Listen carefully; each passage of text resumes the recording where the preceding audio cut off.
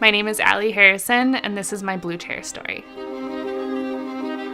My husband, Sean, and I have been married for 10 years now, and we have 2 little boys. Our son, Rhett, is 3, and our son, Trip, is going to be 4 months old.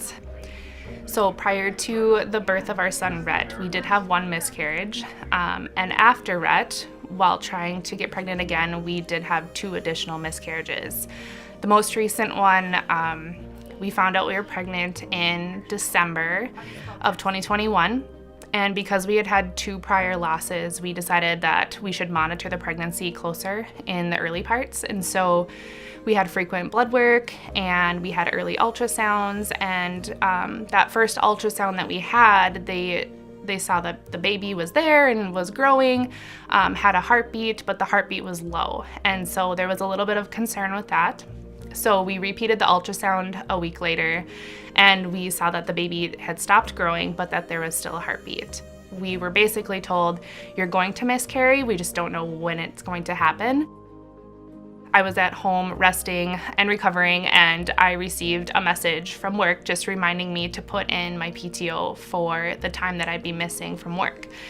And I had asked if there was compassionate leave because I had just lost a pregnancy, and I was told that at Sanford there is not currently compassionate leave for the loss of a pregnancy or a miscarriage. That was incredibly shocking to me at first. In addition, my husband, who works at an organization that's not related to healthcare, had 3 days of compassionate leave for a pregnancy loss. That was part of the reason that I was a little bit driven to pursue this topic further. I knew that miscarriage happened often. I know it happens to 1 in 4 women. In our case, 3 different times. And I also knew that it's physically and emotionally stressful on a patient or a woman or her partner to navigate those feelings after. I was sitting here thinking about, like, how can I change this? How can we make this so that there is compassionate leave for women and families? And I decided that I was gonna go straight to the top. And so I started writing a letter to Bill Gasson. And I had texted my husband and I said, I think I'm gonna write him a letter and share our experience. And he was like, oh boy, like, you're writing a letter to the president and CEO of Sanford. I wrote the letter.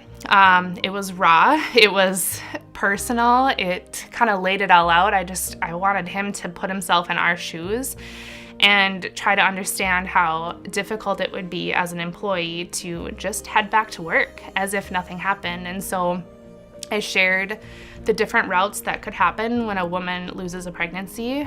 I talked about surgeries that might be involved, testing that might be involved.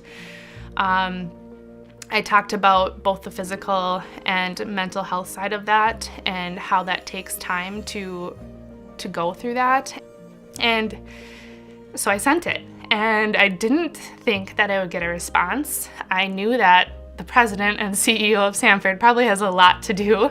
And so I didn't think that a simple email to him and a letter that I wrote would change anything. And I was shocked. 2 days later, I had a response from Bill. And it was personal. And he said, I'm really, really sorry. We got to do better.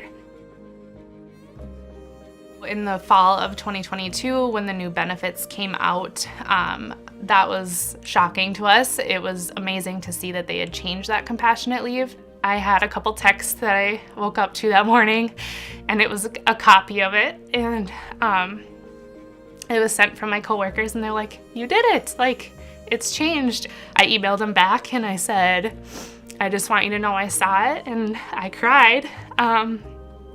Because it's pretty dang cool that you took the time to look into this and to make changes, and it's gonna greatly benefit Sanford employees. My husband's reaction was great. I'm glad that he was supportive in sharing that personal story because it did make a difference. And yeah, he was just excited for me and was like, holy, this is like a huge change for Sanford. Like, this is gonna impact a lot of people. And it kind of came full circle because at that point we were pregnant again.